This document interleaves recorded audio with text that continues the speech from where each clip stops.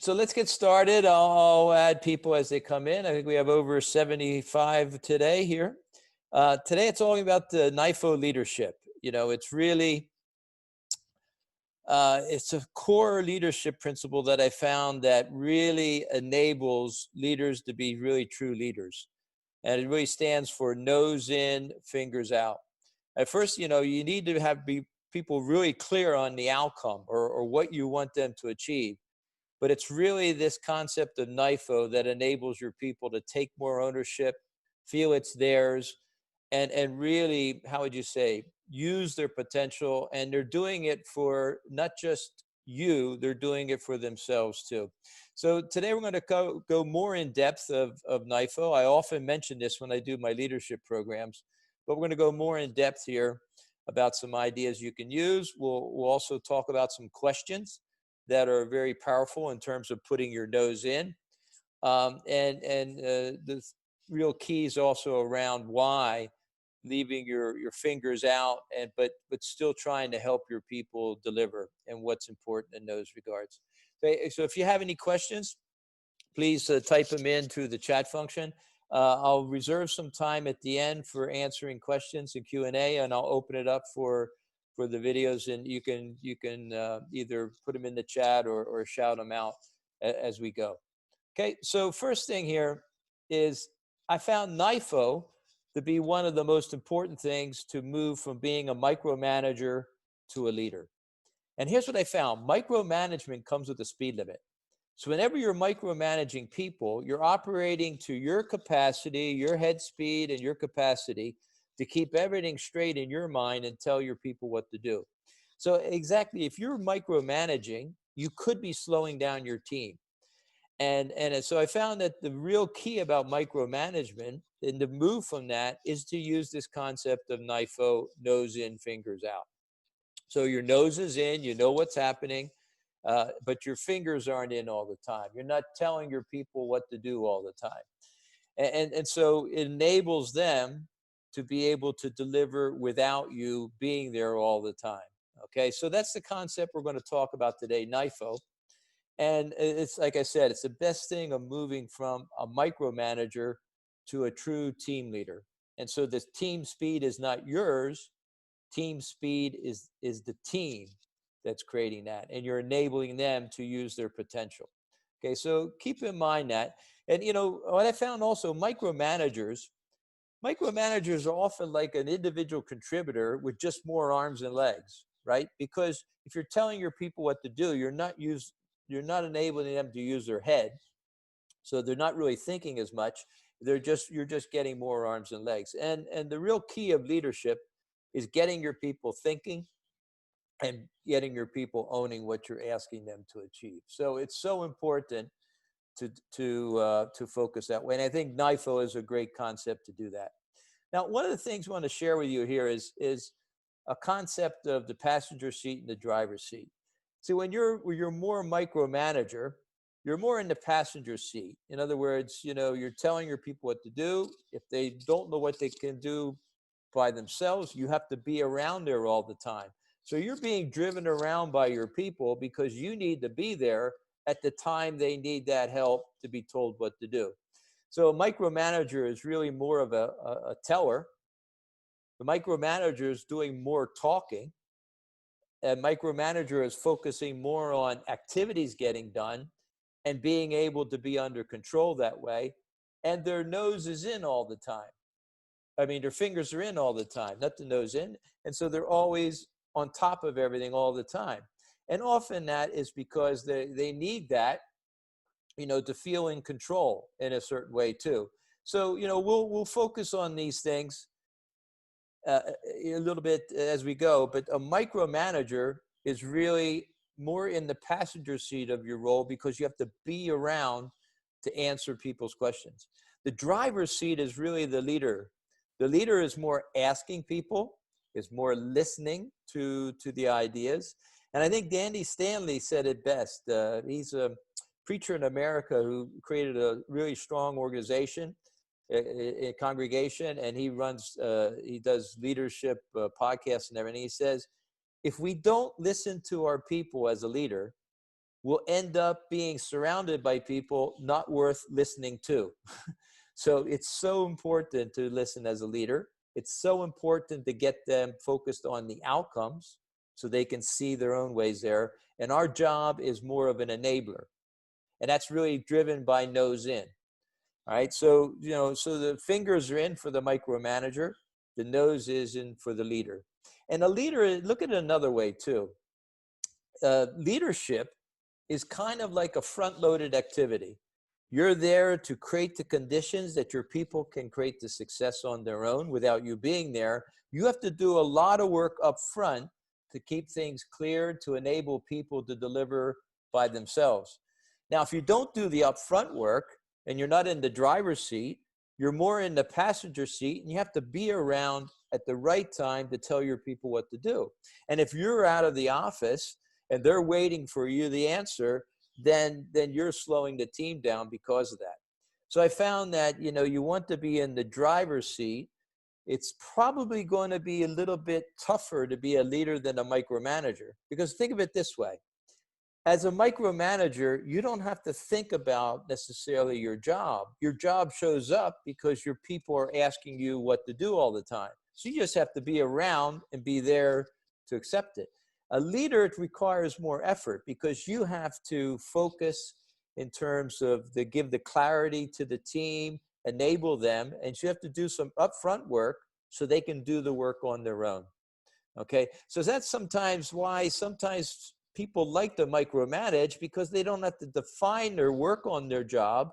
They just sort of shows up because there are people always asking them the questions. And they always say that you will climb as high as you want in any organization based on your ability to do two things. And leaders have to be able to do these two.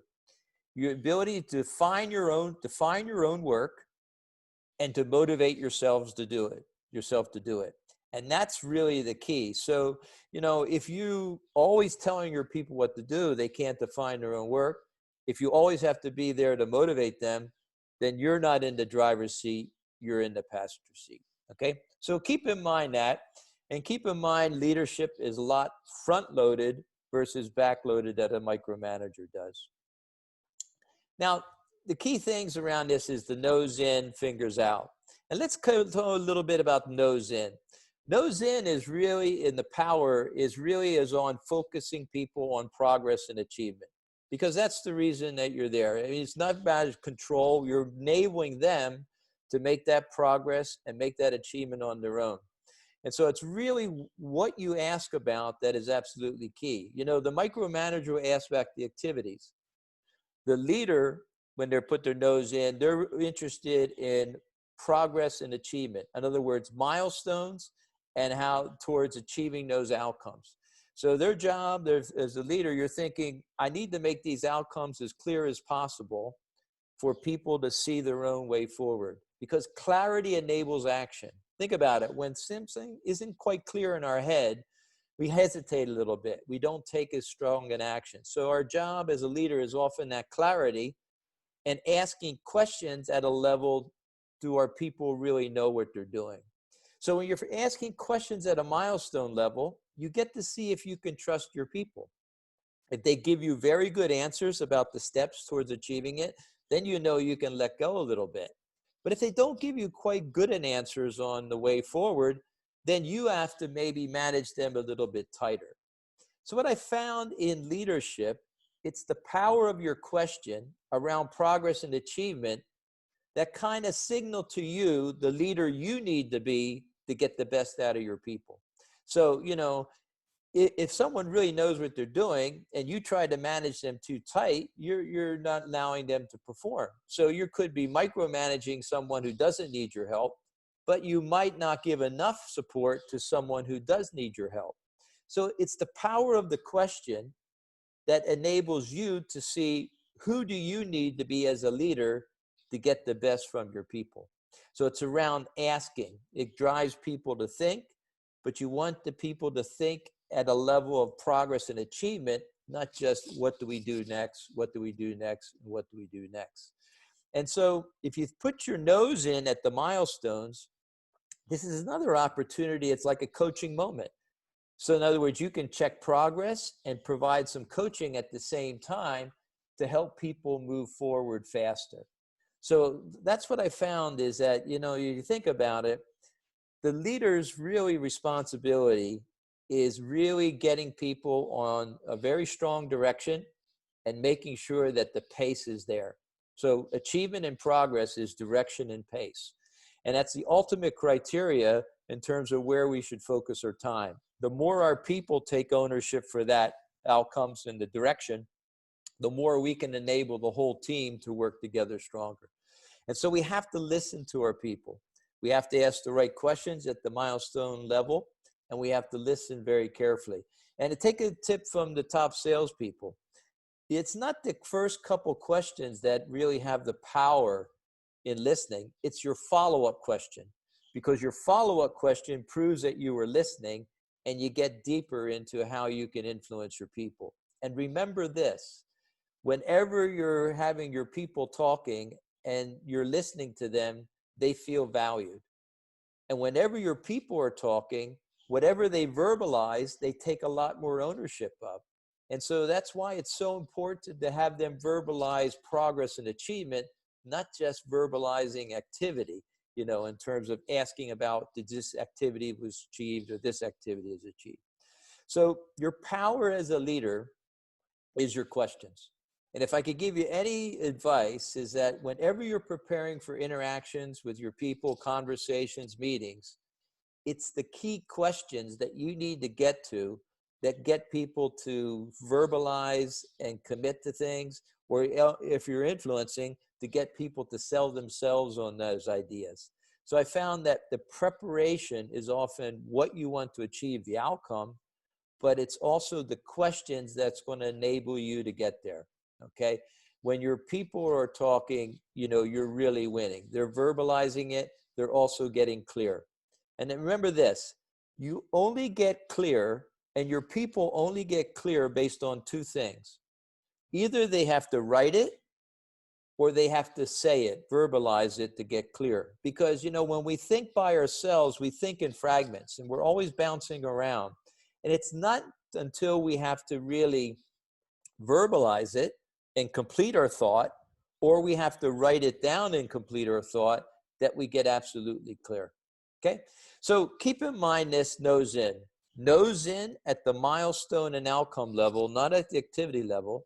Nose in because the better questions you ask, the more you see the leader you need to be to get the best from your people.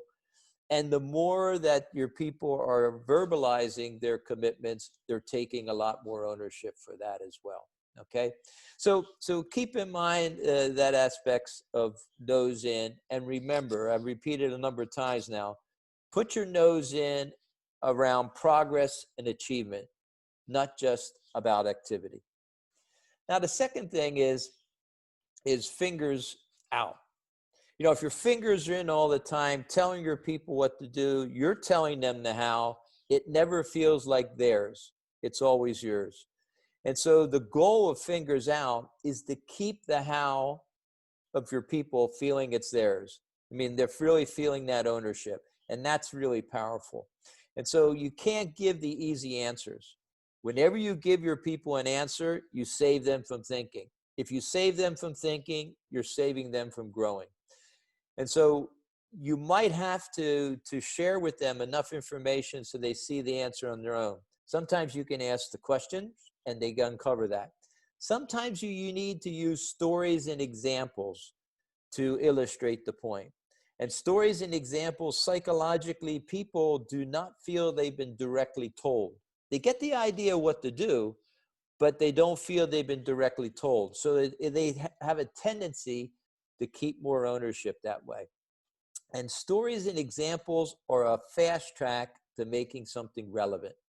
I don't know about you, whenever you hear an example or a story, particularly in business, you know, my mind often goes to a similar experience in my own life. So if I'm going to a similar experience, then it's making it highly relevant for me, right? And also, if you think about when you're describing something, you know, I might be telling you a story with being animated and everything with some emotion, But if you're relating it to a similar experience in your own life, I'm picking up the emotion that you have connected to that experience, and now it becomes highly, highly relevant. So stories and examples are the fastest way to make what you say personal for others, okay? Because it becomes relevant fast, because it triggers a memory. And think about it this way. Your memory is a set of experiences.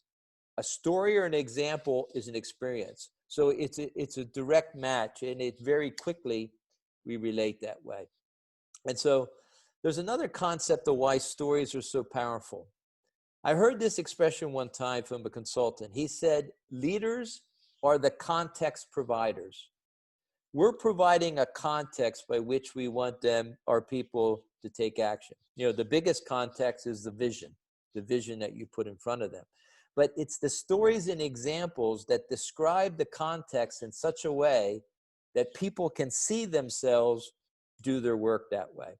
Okay, so your fingers are out. You're not telling your people what to do. You're certainly not telling them all the activities, but you're enabling them to find out their own how, either through the questions when you put your nose in, or through stories and examples that really help them to get an idea of what you want to have accomplished. And the biggest thing around context providing is that I said about that vision. And, Andy Stanley, the guy I mentioned earlier, he described the vision in the best way. A vision is, it's a mental picture of what could be, and fueled by a conviction of what should be. So what could be, the what, fueled by a conviction of what should be, the why. And nothing provides both the what and the why in terms of keeping your fingers out than using stories and examples. Okay. And so what I would say to you is that, I'll give you a hint.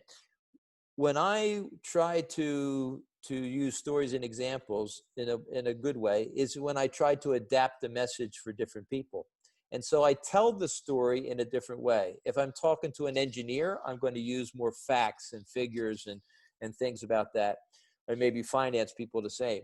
But if I'm talking to a salesperson, I might be animating the story because they're more interested in that and not the details. So what I found, stories and examples engage people. And if you just tell the story in a different way with different levels of detail, you can engage different personalities in the most effective way. Okay. So these are the really broad things, what I talked about now. Nose in, asking those questions, fingers out, making sure that your people feel it's their how. But if you have to really help them along, use stories and examples, okay? Because it makes it personal. And our ultimate goal here of Fingers Out is making our people feel it's theirs. Not the activity, but the outcome, the progress and achievement, okay? So those are the keys I wanted to share. Now, a couple things around this. When you're doing NIFO, you're going to have to delegate. Now, look on the left-hand side. There's 3 levels of delegation. If you delegate an activity to your people to do, they don't own the outcome. They only own the activity. So you're only getting the arms and legs happening there. If you're delegating the outcome, now they're owning what needs to be achieved, and they're thinking on their own, what are the key things we need to go make it happen? But true delegation is when you delegate decisions, okay? And here's where you're really creating value in an organization, because you're creating decisions, decisions that can be made closer to where the work gets done. And when your people start making decisions, they're not owning the activity, the achievement, they're owning the future, because they're helping you to create that. In fact, if you have your own company and you try to sell your company in the future, part of the value of your company is, can the organization make decisions without you? I think General Creech, I often mention him about the airplane story when I tell about outcomes. He said an interesting thing. He said, in great organizations, principles flow down and decisions flow up. And he said an interesting thing. He said, every organization is only as good as the people at the bottom want it to be. Okay. So I found that, we need to delegate decisions that are associated with the outcomes. And that enables us to put our nose in to help people along, but our fingers don't have to be in all the time if we make decisions. And here's an interesting one for you on the decisions. Whenever you lose someone who can make decisions in your organization, you're going to lose personal life. Because if you lost someone and the replacement you don't trust to make decisions, who's going to have to make the decisions? It's going to be you. Okay. So keep in mind this, you're truly delegating and you're truly letting go and leading NIFO when you're not just delegating the outcomes, but you're also delegating the decisions that go around those outcomes. Now, on the right side, let's quickly discuss 2 reasons why people don't delegate. The first one is this one. What do you need to feel in control? Right? A micromanager will need to feel in control, so they're going to ask about everything because they need to know everything to have that feeling of control. A true leader will not get control through information, but will get control through people by trusting the people and trusting the people to own the outcomes and to own those decisions around it. So keep in mind that, and that a good question for you guys to ask yourself, what enables you to feel in control? Okay, what enables you to feel in control? Because sometimes people micromanage, not because they don't have people they can trust, is because they can't trust themselves to feel in control unless they know everything. And then the last thing about this other one here is in terms of letting go and delegating is oftentimes you hold on to something that you like to do. And when you hold on to something you like to do, you're preventing your people from growing. And if you're holding on to something you like to do, you're probably in your comfort zone, so you're probably preventing yourself from growing too. And I found that a lot of times leaders, they hold on to something they like to do because leadership is not necessarily always a great job. It can be a lonely job. So, so you want to have fun, so you drop down and you start doing the things you like to do to have some fun. But remember this, when you're doing something you like to do, and some of your best people could do that, you are really, you're really demotivating them. In fact, the biggest demotivating time I had in my career is when I knew my boss would never delegate this outcome to me because they just like doing it too much themselves. Okay? So remember from this one, delegate outcomes and also the decisions if you can. Understand what you need to feel in control and get control through people versus information. And also, keep in mind, about what are the things that you like to do and really think about it. It's easy to delegate what you don't like to do. It's not so easy to delegate what you like to do. And it might be a good brainstorm to think about what are the things I could be holding on to and I'm preventing my people from growing. Okay. Now, one of the things you want to do, if you're really going to lead NIFO, you need to rely on some key people. And the key people I found are in that top right-hand quadrant. These are your role models. These are the people that are driving the organization, driving the performance, driving the culture when you're not around.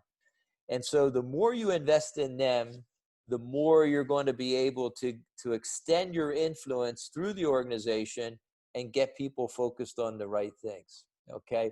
So it's so important to invest more time in your role models, and don't let the bottom left box steal your time, because the biggest way to disappoint the top right is to spend too much time with your problem people and not enough time with the people who are really driving the success. Okay. And so your role models are driving it that way. Okay. So the key thing, there's a question here, difference or advice from working with matrix organizations. Matrix organizations are an interesting one too. And if you can, watch my masterclass on developing 360-degree influence, because what you need in those role models also are the ability to influence peers. Okay. because you'll need them to be able to influence customers or vendors. And also, if you're running a big organization, to influence across the organization too.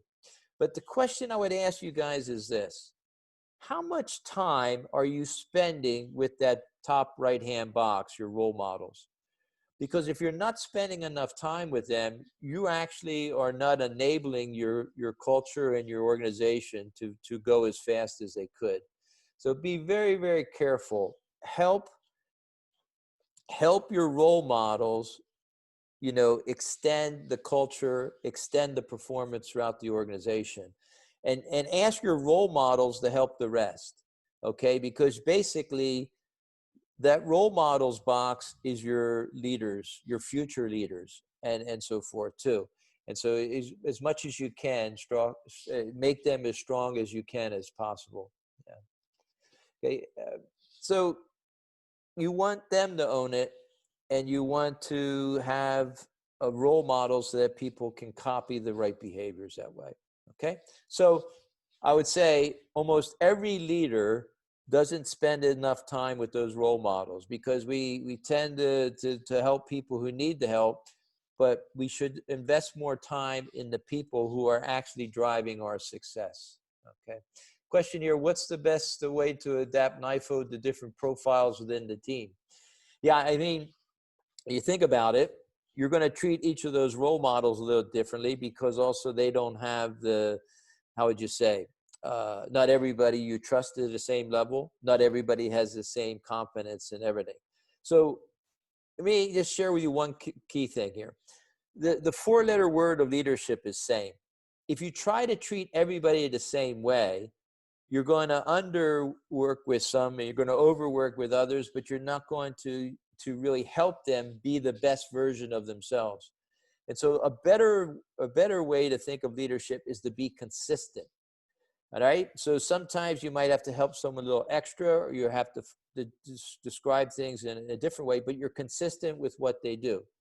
And also, you reward people based on what value they're bringing to the organization. So if you can't pay everybody the same, you pay people consistent with the value they're bringing. Okay. So what I'd say is that this one, make sure you're investing time with your green box there, and make sure you're challenging the green box to help the other boxes. Okay. And make sure that the red box is not stealing your time. Now, key thing around here is this. NIFO is really about how you structure your conversations and how you prepare for your conversations. So the real keys are really around the listening and the sharing. Okay. So listening, you're asking more questions. Listening is going to value your people. Sharing the stories and example, it's become more relevant faster. So I would say try to keep those two words in your mind. What can you do to listen more by asking the right question? And listening, when you're listening, you're learning at the same time. And, develop a real quote arsenal of good stories and examples that can engage your people and really get them, feel more understanding more on a personal level that way too.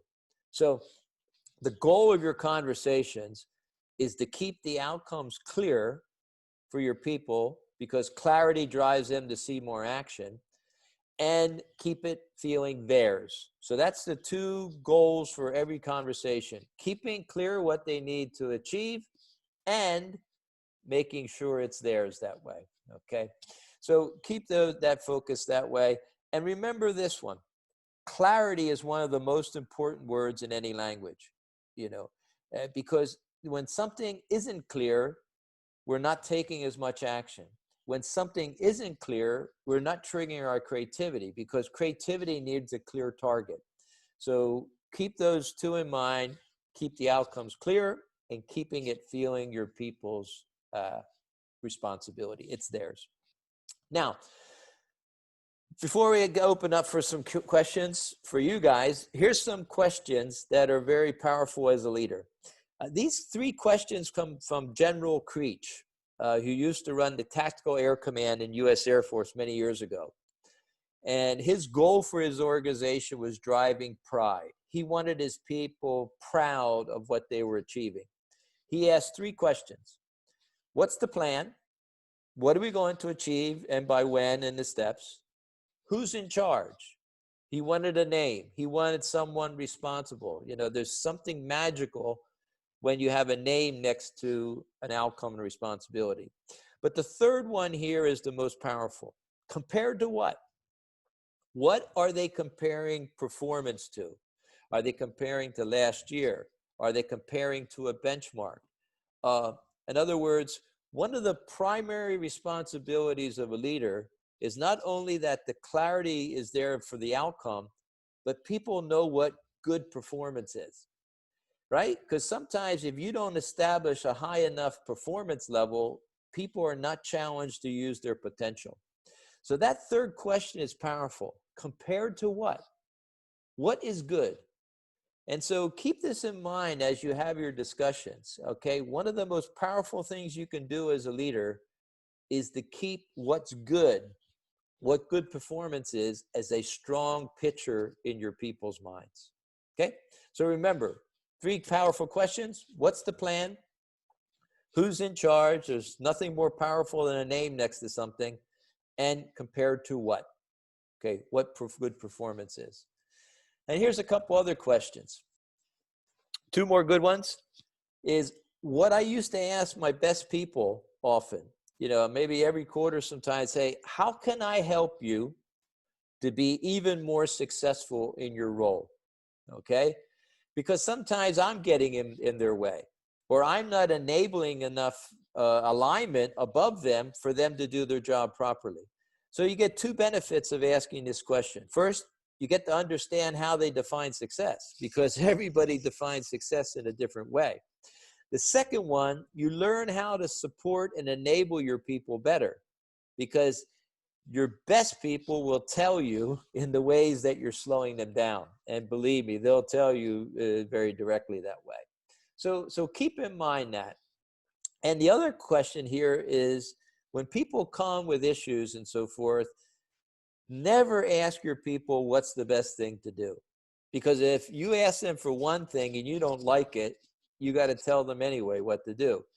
Ask for options. What options do you think we have? And maybe which option could be better than the other? Okay, so, you know, it forces your people to think. They're going to own their options more than you. It gives you the opportunity to coach them, because the input of the answers were theirs. And the last thing here is interesting. I thought, if my people can't come up with more than one option, maybe they don't know their job well enough.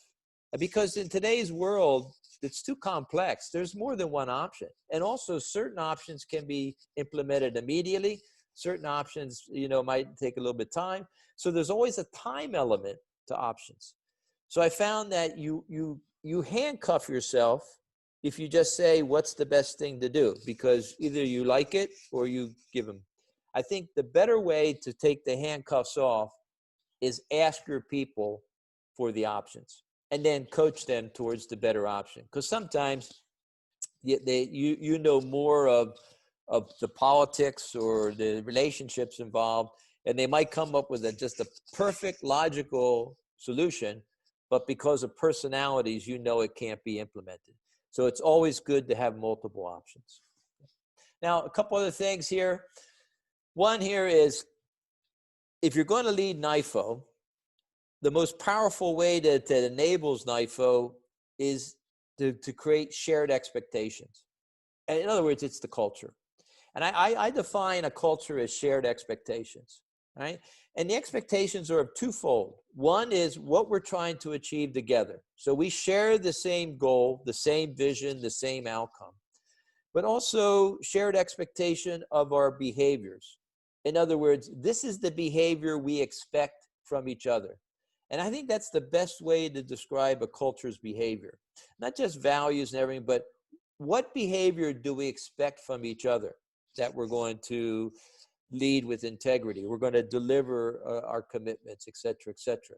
So keep in mind that NIFO leadership is much stronger when you have a very clear direction and pace, and when you have a clear culture in terms of shared expectations, both of the vision and the shared behaviors that way. Okay, so keep in mind that's a very good enabler of that. And I think one of the most powerful things as a leader has to keep clear in their own head and clear in their people's head is direction and pace. Okay, so keep that in mind. The clearer it is for you, the clearer it is for your role models, the faster your organization is going to go. Okay, so the last thing is I want to cover and now open up for questions is a great reflection question for you guys to ask yourself at the end of each week. Did I live NIFO? Was I surprised by something I should have known because my nose wasn't in, because I wasn't asking the right questions?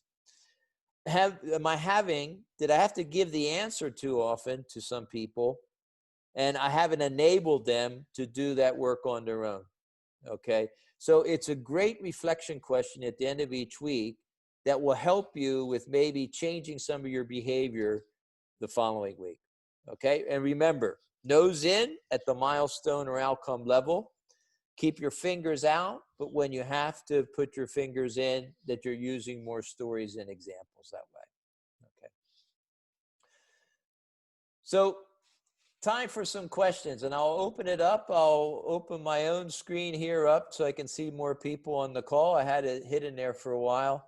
Can I answer anybody's questions on some of the things we covered? We covered a lot of things about the enabler.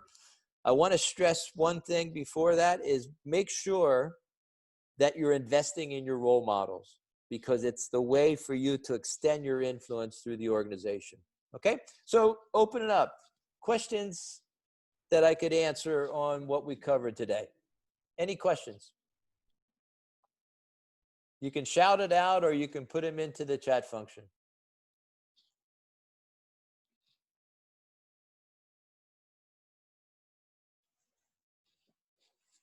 Yeah, maybe. Yep, go ahead. One thing was interesting. The most striking thing today, I've been following your post on LinkedIn, and the most striking was invest in your role models, because Yes.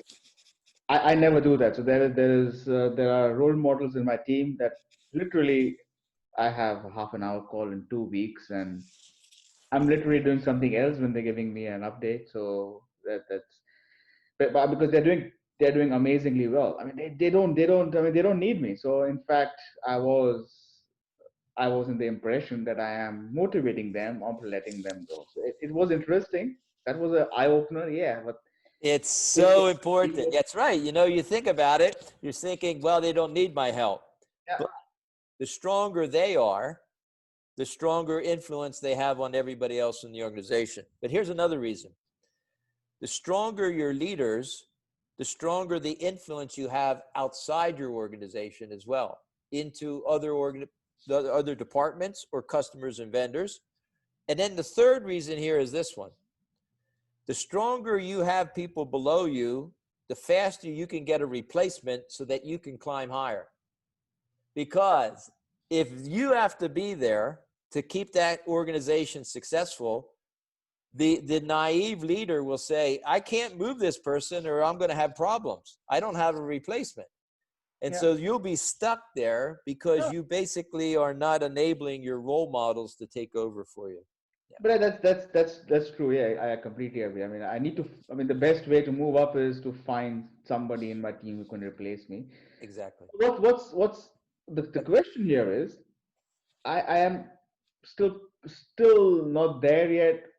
Why don't I spend time with my lowest? Because I mean, I am in the Netherlands, and we try to flat things out and equality, and it's not it's very anti-Anglo-Saxon culture here. So Yeah, no, you can't be equality. You can't be treating everybody the same. You treat so people consistent with it. Give you a tip for your role models. Call them up and ask them for advice sometimes on yeah. things, right? Because they get to share their ideas, and it's very, very powerful. Someone had their hand up. Yeah, go ahead. Um, yeah, hi, greetings everyone. Rakesh from New York, USA. Mark, how about tying some sort of a performance bonus or compensation for your team So they not only are following, not only we are following NIFO, but they also have an incentive to take more ownership. What are your thoughts on that? Absolutely. Money is a magnifier, right? Money is a magnifier, and also a lot of times people can be motivated in an image of that way. So, I don't think it's the primary one, because you want them to be doing it for themselves. And a lot of times they're doing it because they could get a promotion and it comes into money. But I always use money. In fact, the biggest time I used money, I was running an organization and I gave each of my 6 top managers a key project to run. And so I gave them part of their bonus tied to that project. But what I also did was this. I gave them the project. We discussed what good was, gave them a date by which they had to achieve it, and I asked them for 6 milestones to achieve it. What are the 6 milestones in the timing? And I said, if you miss a milestone, you get deducted from the bonus if you deliver it. So I wanted to reward both achievement and pace. And believe me, they all hit their milestones because they didn't want any money deducted from it. Yeah. Very good. Very good. Next question.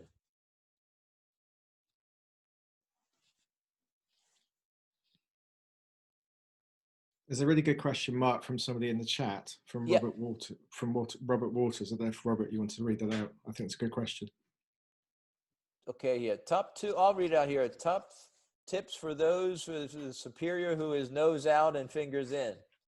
How to manage and handle when reporting to a micromanager. Yeah. Yeah, I tell you, I've had a number of those instances too. Let me share you a tip. With a micromanager, even micromanagers, they have a part of the business that they love, that they always ask about, and they ask lots of details about, and you need to have those details or they're not happy, right? Because they'll always go deeper in something that they really love or something that they're really good at. So what I always used to do is try to identify, what does my boss love the most? What area of the business, what parts of things are they strong at? They always want to have a deep conversation in, and I make sure that I satisfy them with all the detail they want in that. If I satisfy them with the detail that they love, they leave me alone on the rest. But if I don't satisfy them with the detail they love, they ask about everything. Okay? So try to picture what your boss loves most, or what they're really good at, or what they're always going to ask you lots of detail in. Solve them with that, and then they'll let you alone on the rest. Okay? I have a question for you, Mark. Yeah. One on vision, right? So you're talking today about how important vision is as a leader. What are your top tips about, it's a huge topic, I appreciate, but what are your top tips about having clarity or giving clarity of vision, finding clarity of vision, particularly through unstable times? I mean, I see this as a melting pot for other things that are going to happen in the future anyway. So yeah, finding vision, creating vision, communicating that. Well, I think for vision, the most powerful way that I got people behind a direction was to include those role models in terms of the vision, and ask them, what examples or stories make this vision meaningful for you? And so you get a collection of examples and stories of how the vision is meaningful, and then they can use that when they communicate to the rest of the organization. So, the thing is that, how would you say, a vision is only powerful, or a motivation is only powerful when it feels personal.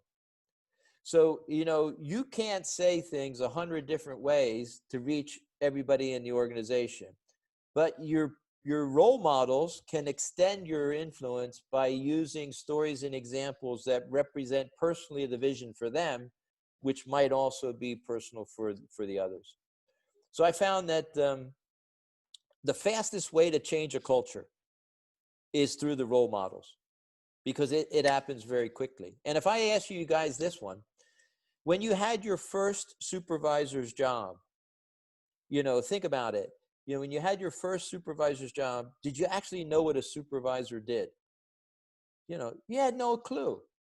You copied what you saw your previous bosses do. So in absence of lack of clarity or lack of anything, we tend to copy what is seen there. Now, I'll give you another thing that was interesting, is this one. Do you guys know Airbnb, right? And everything? The marketing manager for Airbnb, when they helped them to grow, the guy who came in as a marketing consultant, he had his own boutique hotel business in America.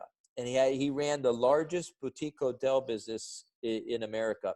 And it's interesting, those hotels were patterned based on magazines. So he had a boutique hotel, which was GQ, and the type of people who read GQ go into that. They had a hotel based on Rolling Stone. and that was a very rough, edgy type of hotel. In fact, he had his parents go to the wrong hotel one time. They picked the Rolling Stones hotel, and they didn't have a good time at all. But he looked at 3 numbers in his business, 1 metric, which indicated, first, is this hotel healthy? He looked at the number of great people. He looked at the number of average people. And he looked at the number of poor people, the lower performing people. If the number of good people was greater than the lower performing people, the culture was going up.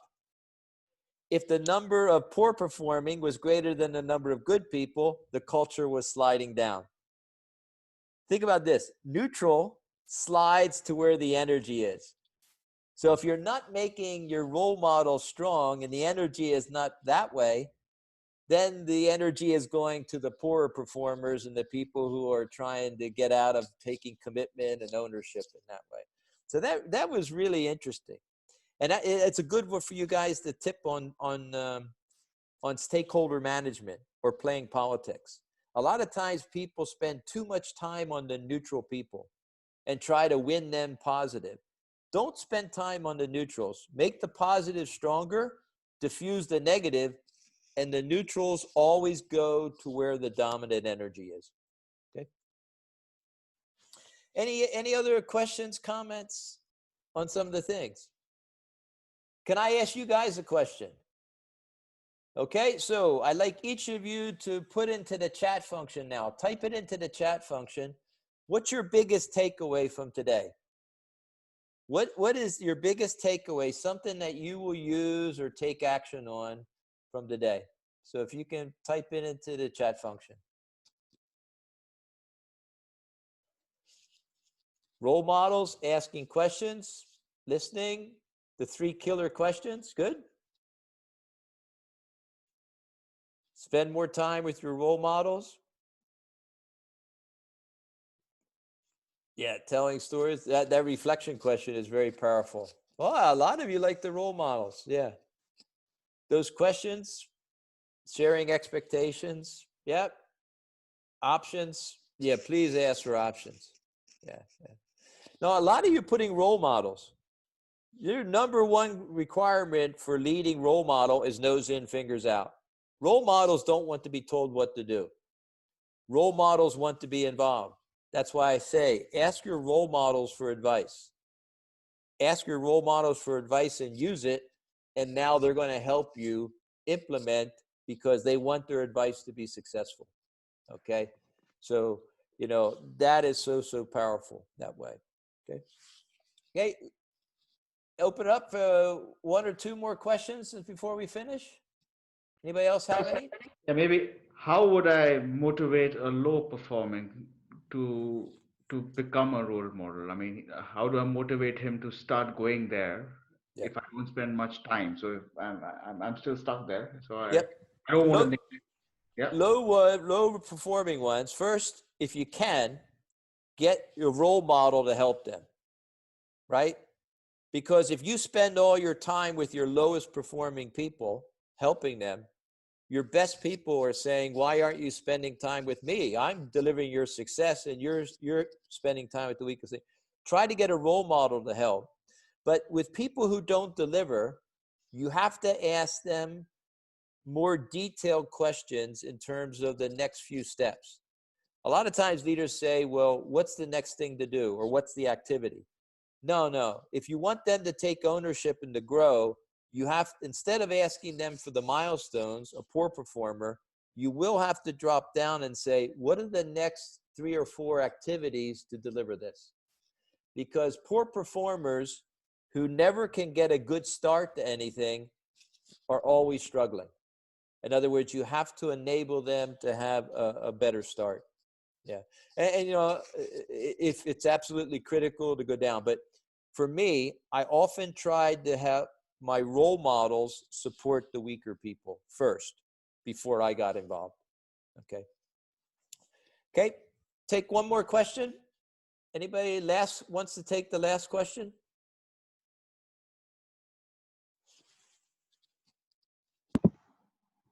Hello. Hi, Hello. Mark. Hi, my name is Anna Round. I know I emailed you before the session, and I'll be a bit selfish here because I'm actually very lucky in my professional life to have a team of only role models. So I fully agree with you. I mean, I have so much of my private life. And I am now approaching a new role where I will be taking over a completely new team. Well, of course, to benefit of the results and benefit of my own condition, it would be best for me to identify things very quick. So could you give me some advice on also how to identify the role models quick? Well, for the role models quick, and believe me, how you test if they're role models or not, or so forth, is to give them small projects to do early on. It tests their understanding of the business. It tests their judgment, right? And it's something that is deliverable and manageable, but it won't destroy the business if they don't do something wrong. And so what you immediately want to do too is, let's say you had a huge organization. Like one of the organizations I ran, I had a couple hundred people, right? I wasn't working on the people, right, reporting to me. I was working on role models lower in the organization as well. And so we tested them with small projects, or small efforts. And if they did a great job, then we gave them more and we invested more time in them. So it has to be something like a small project that has an outcome that you can start to learn their judgment. Right, because judgment is key. Yeah. Okay, thank you.